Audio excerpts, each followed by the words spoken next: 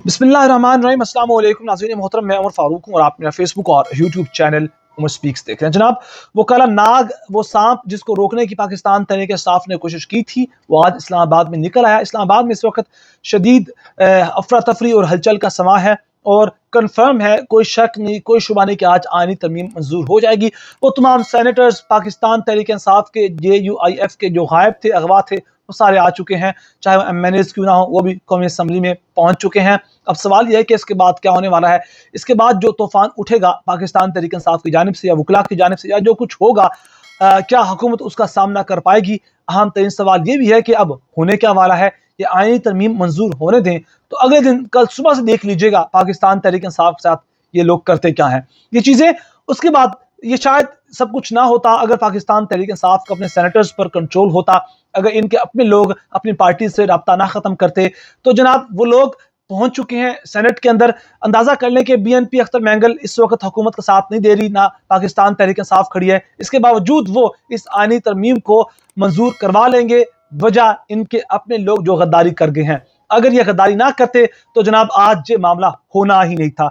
इस वक्त मौलाना साहब के और पाकिस्तान तहरीक इंसाफ के एक तरह से रिश्ते जुदा हैं। पाकिस्तान तहरीक इंसाफ ने कहा कि हमारा इनकार है, हम प्रोटेस्ट करते हैं, हम इसमें वोट नहीं डालेंगे, कौमी असम्बली में जाएंगे, हमारे सेनेटर सेनेट के अंदर जाएंगे, हम उस पर बात करेंगे, हम देखेंगे काला गेम किस तरह डालते हैं, काला खेल किस तरह खेलते हैं, और देखेंगे वो हमारे गद्दार लोग, वो सेनेटर्स हमारी आंख के सामने किस तरह वोट डालते हैं इस आईनी तरमीम के हक में। और इस सूरत हाल के अंदर अब जनाब चीजें कुछ ऐसी हैं कि अब होने क्या जा रहा है। जनाब, एक चीज कंफर्म है कि काजी फायज ईसा साहब जाएंगे, लेकिन मंसूर अली शाह भी नहीं आएंगे, क्योंकि मौलाना साहब वो जो जजेस का पैनल बनना था जिसमें से सिलेक्शन होनी थी एक जज की, उससे पीछे हट गए हैं। और अब पैनल बनाएगा जनाब कौन, ये जुडिशल कमीशन और आईनी बेंच और चीफ जस्टिस के तमाम इख्तियारात भी जनाब जुडिशल कमीशन के पास चले जाएंगे, आईनी बेंच के को मुंतकिल जो है वो हो जाएंगे, और आईनी बेंच सब कुछ करेगा। जुडिशल कमीशन जो है वो इस बेंच को तश्कील देगा, आईनी बेंच को, और वो जो चीफ जस्टिस वगैरह अज खुद नोटिस लेते थे वो चीज़ भी ख़त्म हो जाएगी। अब पाकिस्तान कुछ बहुत सी चीज़ें ऐसी हैं जिनको काला नाग करार देकर, काला जहर वाला सांप देकर करार देकर ये JUF की जानिब से, मौलाना साहब की जानिब से उसको निकाल दिया गया। लेकिन इस वक्त जो आईनी तरमीम करने जा रही है वो चीफ जस्टिस को टुथलेस कर देगी। सुप्रीम कोर्ट की जो इस वक्त पावर्स हैं वो सारी सलब कर ली जाएंगी, और अब जो भी करेगी आईनी बेंच करेगा, जुडिशल कमेटी करेगी, या फिर पार्लिमानी कमेटी करेगी। और इसके बाद जो सूबाई असम्बली के लोग हैं, जो रुकन है, कौमी असम्बली के जो रुकन है, वजीर आजम है, वो अब अदलिया का मुकद्दर डिसाइड किया करेंगे। वो अब जनाब चीफ जस्टिस से सारी पावर लेकर जनाब वो खेलेंगे जैसे उनका दिल करेगा। और ये 6 जजेस ने जो खत लिखा था कि जनाब हमारे साथ ये मामला हो रहे, इन चीज को देखा जाए, तो शायद उस चीज की सजा दी गई है। और इस सूरत हाल के अंदर वकला ने पहले कह दिया था कि अगर ये आईनी तरमीम मंजूर हुई तो फिर दमादम मस्त कलंदर होगा। कल से देख लें क्या होता है।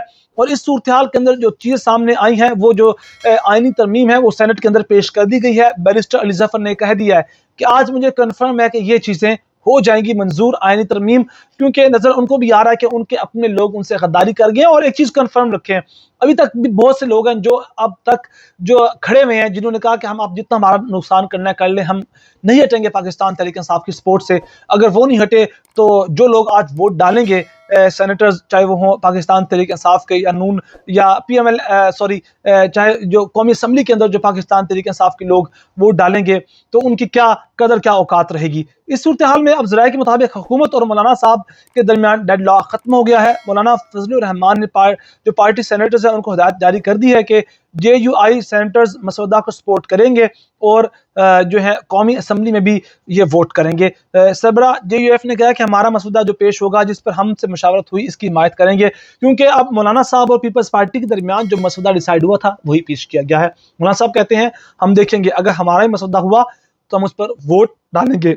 सॉरी, इस सूरत हाल के अंदर मौलाना साहब की और पाकिस्तान तहरीक इंसाफ के लोगों की जनाब मुशावरत हुई और उसके बाद प्रेस कॉन्फ्रेंस भी हुई। उस प्रेस कॉन्फ्रेंस में उन्होंने बहुत खुश असलूबी से कहा कि ठीक है, हम इस चीज़ में, हम आईनी तरमीम में इसको सपोर्ट नहीं करेंगे, वोट नहीं डालेंगे। मौलाना साहब हैं, ठीक है, वो अपना है तो वो वोट डालते हैं, तो इस पर हमें कोई एतराज़ नहीं है।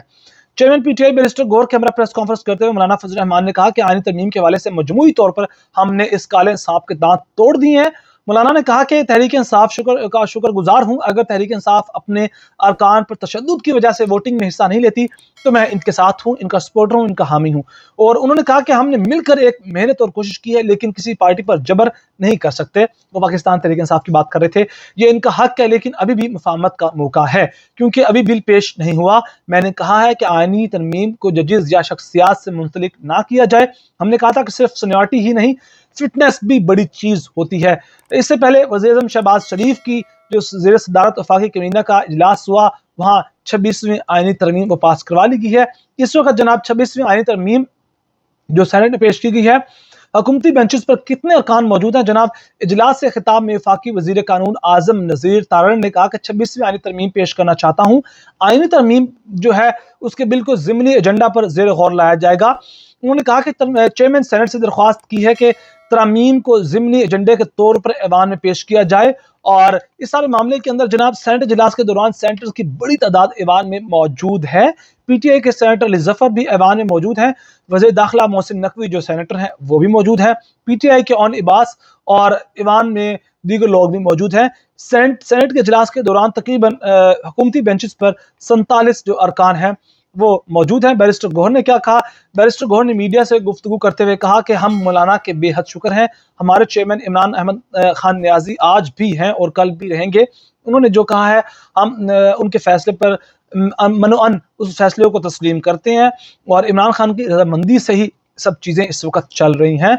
और इस वक्त जो मजीद सामने आ रही हैं चीज़ें वो अख्तर मेंगल साहब से मुतालिक हैं। और अख्तर मेंगल साहब ने कहा कि हमारा अपने सेनेटर से कोई राब्ता नहीं है, वो कहाँ है हमें कुछ नहीं पता।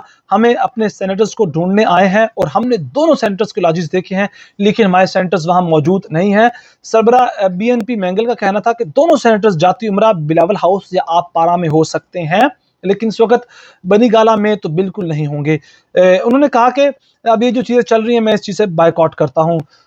इससे पहले मैं आपको बता दूं कि फैसल वावड़ा ने भी कह दिया था कि अब इस चीज़ के पर जो आईनी तरमीम है वो मंजूर होगी ना, हम खुशी से केक काटेंगे, बाकी धूल चाटेंगे। और इसमें मैं भी कहा था कि इज़्ज़त है अगर रखनी तो आ जाएं, वरना हीरो से ज़ीरो पे कोई वक्त नहीं लगेगा। शायद मौलाना साहब को पॉइंट आउट करे थे, क्योंकि पाकिस्तान तहरीक इंसाफ का तो उनको पता था कि पाकिस्तान तहरीक इंसाफ कभी भी नहीं आएगी इस सारे मामले के अंदर, ना सामने आएगी ना वोट डालेगी, क्योंकि इमरान खान ने इस चीज़ को अपोज कर दिया है। इस सूरत हाल में पाकिस्तान तहरीक इंसाफ के हाथ में बहुत कुछ था, बहुत कुछ कर सकती थी पाकिस्तान तहरीक इंसाफ, लेकिन नहीं कर सकी। अब क्या मजबूरियां हैं, क्या मामलात हैं। अब इमरान खान ने मंडे को कहा है कि बैरिस्टर गौर को कि ये आप अली मीन गंडापुर को और उमर अयूब को, मलक अहमद भच्चर को और दीगर लोगों को मेरे पास भेजें, मैं उनसे चीज़ें डिस्कस करूंगा। ये मामला कहाँ जाएंगे और सानी तरमीम के मंजूर होने के बाद कहाँ चीज़ें बैठती हैं, ये ऊँट किस करवट बैठेगा, आपके सामने चीज़ें लेकर हाजिर होंगे। अपना बहुत सारा ख्याल रखेगा। चैनल को ज़रूर सब्सक्राइब कीजिएगा। अल्लाह निगहबान।